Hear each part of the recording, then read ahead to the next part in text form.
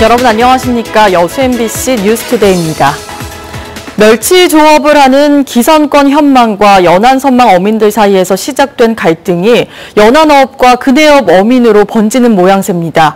연안 어민들은 연합회를 만들어 지자체와 관계기관이 대책을 내놓을 때까지 적극 항의하겠다고 밝혔습니다. 조희원 기자입니다.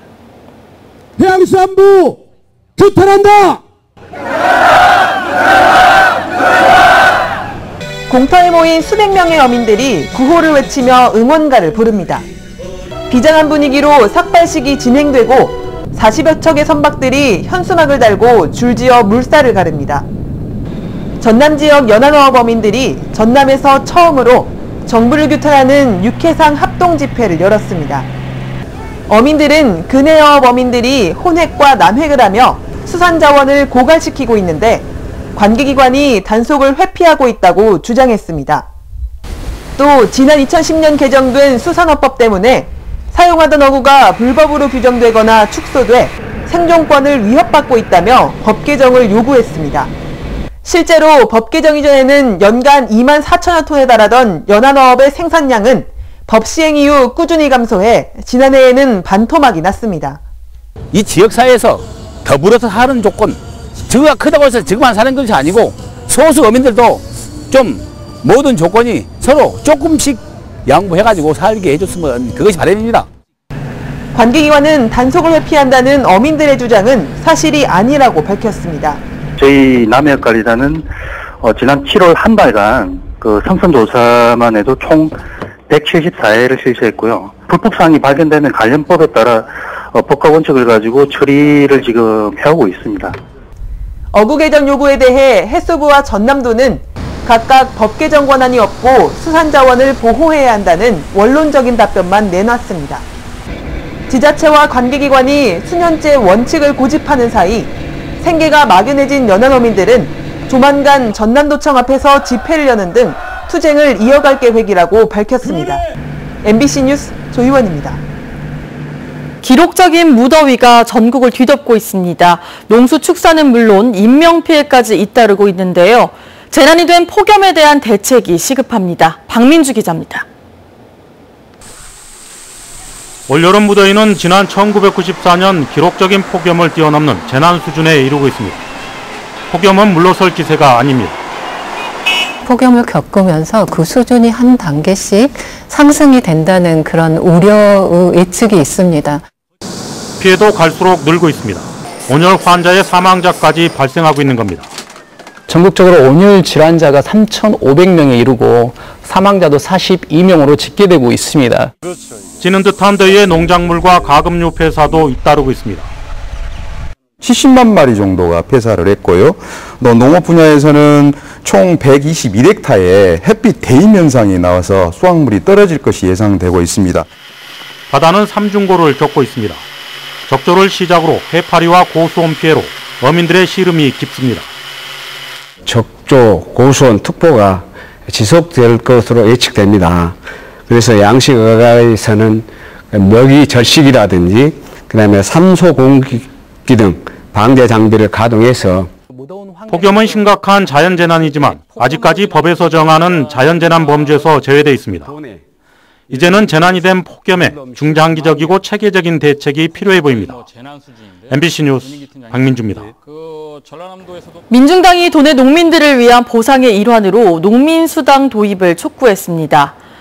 민중당 전남도당은 농민들의 소득 격차가 커지고 인구 이탈이 심해지면서 농도 전남이 위기를 맞고 있다며 관련 기구 설치를 통한 협의를 진행해 농민수당을 도입해야 한다고 강조했습니다. 전남도당은 또 도내 일부 지자체에서 농민수당 도입을 위한 논의가 이뤄지고 있다며 간담회와 조례 제정 등 다양한 활동을 진행할 계획이라고 밝혔습니다. 선거당국이 지난 6월 치러진 지방선거와 국회의원 재선거와 관련해 선거비용 보전을 마무리했습니다.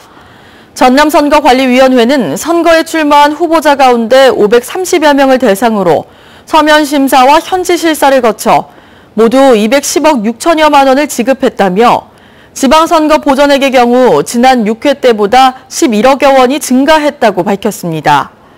선관위는 또 선거비용 보전 이후에도 위법 행위나 허위 청구 행위가 적발되면 비용 반환과 함께 고발 등 엄중 조치할 계획입니다. 영산간 강물의 종착지 영산호가 이어지는 폭염 속에 거대한 녹조와 지독한 악취로 뒤덮이고 있습니다. 하지만 어떤 기관도 대응하지 않은 채 녹조 사각지대로 남고 있습니다. 양현승 기자입니다. 영산강이 바다와 만나는 곳 영산호. 가장자리에 진한 녹조가 끼었습니다. 바위든 시설물이든 강물과 닿은 자리마다 녹조로 뒤덮여 있습니다. 지난달 배수관문을 개방한 뒤 영산강 물을 가둬두기만 한 상태에서 폭염과 가뭄이 계속돼 녹조가 확산되는 겁니다. 강물이 더 이상 흐르지 못하는 하구뚝 수문 앞은 완전한 녹색 물감으로 바뀌었습니다. 강가든 강 한복판이든 농도의 차이만 있을 뿐 모두 녹색입니다. 올해는 가뭄이 돼서 그런지 모르는데 더 유독이 심하고 냄새가 나고 갈수록 오염이 된 것 같습니다. 하지만 영산호는 유해 남조류 세포수 측정과 수온, 농도 등 녹조 발생과 관련해 어떠한 대응도 이루어지지 않고 있습니다. 승천보와 죽산보 등 상류 쪽 녹조 실태만 파악되고 수질 예보를 발표할 뿐 농업용수로 쓰이는 영산호는 어떤 기관도 신경 쓰지 않고 있습니다. 수질 예보를 저희가 죽산보하고 승천보 쪽에 지금 수질 예보제를 하고 있습니다. 하구뚝 지역에서 생긴 홍수라서 그쪽은 이제 농어촌공사에서 관리를 하고 있습니다. 영산강 관리 자체가 수질도 그렇고 저희 관리가 아니에요. 영산강의 종착지 영산호가 아무런 대책 없이 녹조로 신음하고 있습니다. MBC 뉴스 양혜승입니다. 고흥군이 지속가능한 수산물 생산 기반을 조성하기 위해 양식어장 재배치 사업을 추진합니다. 고흥군은 적조와 기후변화에 대응하고 어장 환경을 개선하기 위해 올해 국비와 지방비 자부담 97억 원을 들여 금산 지역 62헥타르의 양식어장을 대상으로 전북 가두리 양식장과 해조류 양식장을 위치 교환하는 사업을 추진하기로 했습니다. 고흥군은 이를 위해 어장 재배치의 필요성과 효과 검증 결과 등을 어촌계 어민들에게 설명하고 구체적인 협의 절차에 들어갔습니다. 무더위는 계속되겠습니다. 특히 서쪽 지방의 기온이 큰 폭으로 오르겠는데요. 서울의 낮 기온이 37도까지 오르겠고 광주 35도, 대구는 34도로 예상됩니다. 그나마 동해안 지방만 30도 안팎에 머물 것으로 보입니다. 오늘도 곳곳에는 소나기 가능성이 있습니다. 소나기 예상 지역은 충청과 남부 내륙 지방이 되겠고요. 동풍이 불어오면서 경상도 해안 지방을 중심으로도 5mm 안팎의 비가 오겠습니다. 일요일인 내일은 더욱 많은 지역에 소나기 가능성이 있는 상황이고요. 태풍 전면부에서 안들어진 비구름의 영향으로 제주도와 남해안 지방을 중심으로 비가 오락가락 내리겠습니다. 현재 14호 태풍 야기는 약한 소형을 유지하고 있습니다. 아직까지 진로가 무척 유동적인 상황인데요.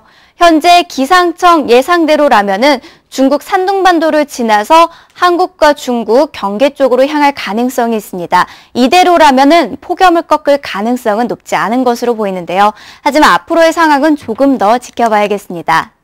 오늘 아침도 곳곳으로는 열대야가 나타나고 있습니다. 현재 서울의 기온 26.7도로 21일째 열대야가 지속되고 있고요. 그 밖에 부산과 광주 등지는 25도 안팎을 보이고 있습니다.